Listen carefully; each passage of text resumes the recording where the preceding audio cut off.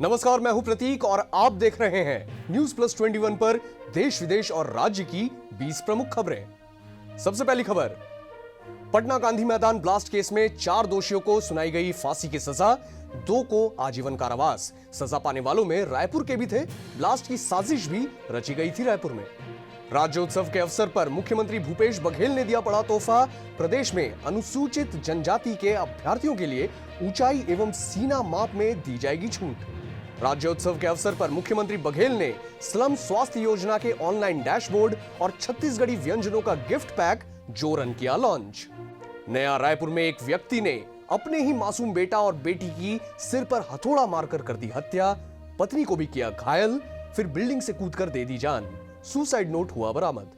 महासमुंद में 84 लाख का गांजा हुआ जब्त। ट्रक में लोहे के पार्ट्स के बीच छिपाकर ले जा रहे थे 4 क्विंटल गांजा, 2 आरोपी हुए गिरफ्तार। छत्तीसगढ़ में कांग्रेस ने शुरू किया सदस्यता अभियान। 10 लाख सदस्य जोड़ने का हुआ लक्ष्य, पुराने सदस्यों को भी कराना होगा नवीनीकरण। नेता प्रतिपक्ष धर्मलाल कौशिक का बड़ा हमला, कहा कांग्रेस में खत्म हो चुका है आंतरिक लोकतंत्र, ये दिखावे का सदस्यता अभियान। कश्मीर में सरकार का फिर से बड़ा एक्शन, महबूबा मुफ्ती को किया गया नजरबंद। गोलीबारी में मारे गए शाहिद अहमद के परिजनों से मिलने का था प्लान। समीर वानखेड़े की शिकायतों की जांच करेगा एससी आयोग।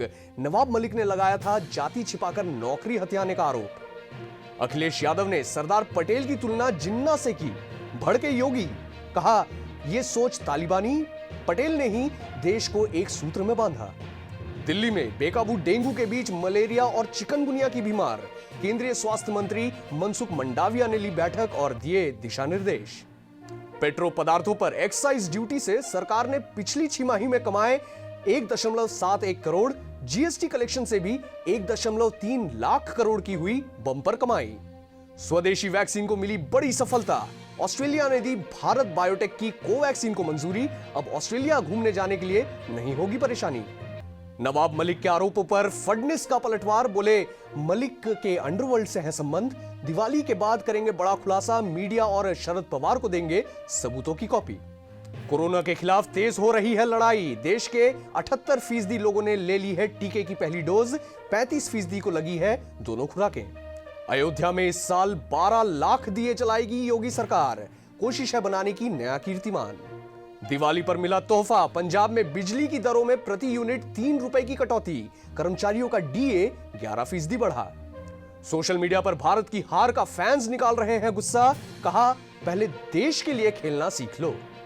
पीएम मोदी ग्लासगो में COP26 में हिस्सा लेने पहुंचे, जलवायु परिवर्तन पर देंगे मंत्र। महंगाई को लेकर लालू यादव ने किया तीखा हमला, कहा 3 काले कृषि कानूनों का असर 2-4 साल में ज्यादा समझ आएगा। देश विदेश और राज्य की ऐसी ही तमाम प्रमुख खबरों के लिए सब्सक्राइब कीजिए हमारा चैनल और बेल बटन दबाना ना भूलिएगा। देखते रहिए न्यूज प्लस 21, आपके हक की बात।